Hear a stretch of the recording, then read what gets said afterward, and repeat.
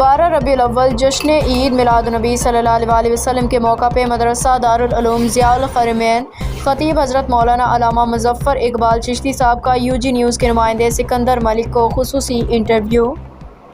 وقت موجود ہوں قصبہ سوہدرا مدرسہ دارالعلوم ضیاء الحرمین اور میرے ساتھ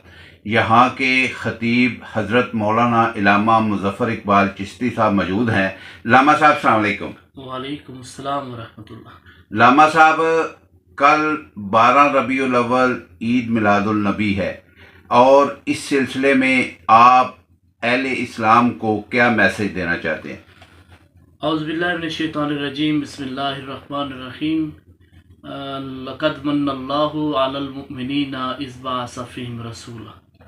اللہ تعالیٰ نے قرآن مجید برہان رشید میں ارشاد فرمایا کہ یقیناً بے شک میں نے مومنوں کے اوپر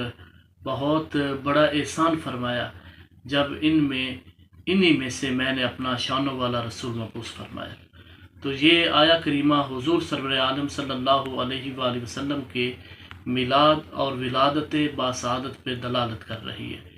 کہ میرے رب کا بہت بڑا احسان ہے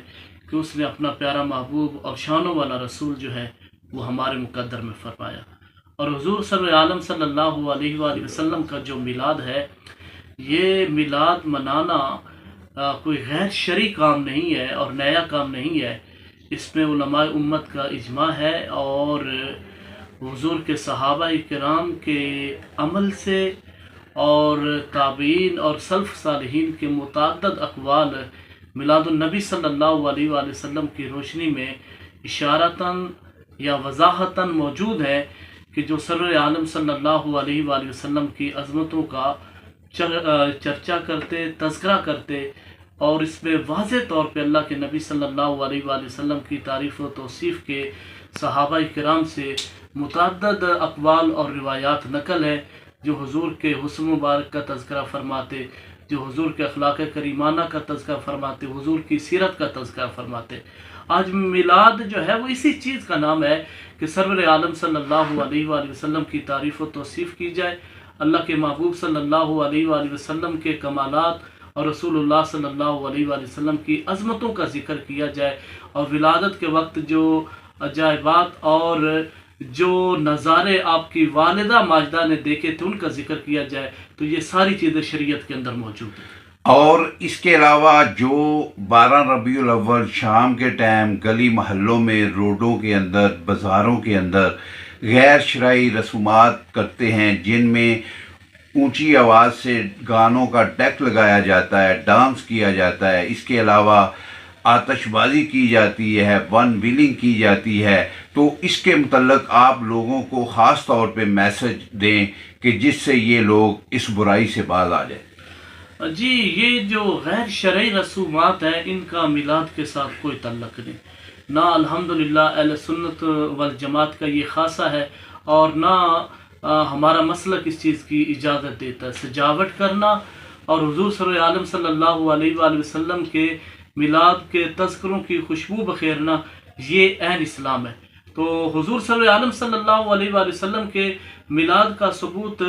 اور میلاد کی آوازیں بلند کرنا، نعرے لگانا، اس سے بڑا اور کیا ہو سکتا ہے کہ آپ کے دادا حسن عبد المطلب فرماتے، میں شب میلاد جب حضور کی ولادت ہو رہی تھی تو میں کعبۃ اللہ کا طواف کر رہا تھا، تو جب حضور کی ولادت کے لمحات تھے تو اس وقت جو کعبۃ اللہ ہے وہ مقام ابراہیم کی طرف جھکا اور کعبۃ اللہ سے آواز آئی، ولد المصطفیٰ والمختار، کہ رسول اللہ صلی اللہ علیہ وآلہ وسلم مصطفیٰ کریم کی ولادت ہو گئی ہے اور مختار نبی کی ولادت ہو گئی ہے، اور کعبۃ اللہ کہتا ہے کہ آج وہ نبی تشریف لائے ہیں جو مجھے بتوں سے پاک کرنے والے ہیں۔ اور جب حضور کی ولادت ہوئی تو 3 جھنڈے لگائے گئے، ایک مشرق میں، ایک مغرب میں، ایک کعبۃ اللہ کی چھت پہ۔ سجاوٹ کرنا اور نعرے لگانا، میلاد کا ذکر کرنا، یہ شریعت سے ثابت شدہ ہے۔ ہاں، البتہ جو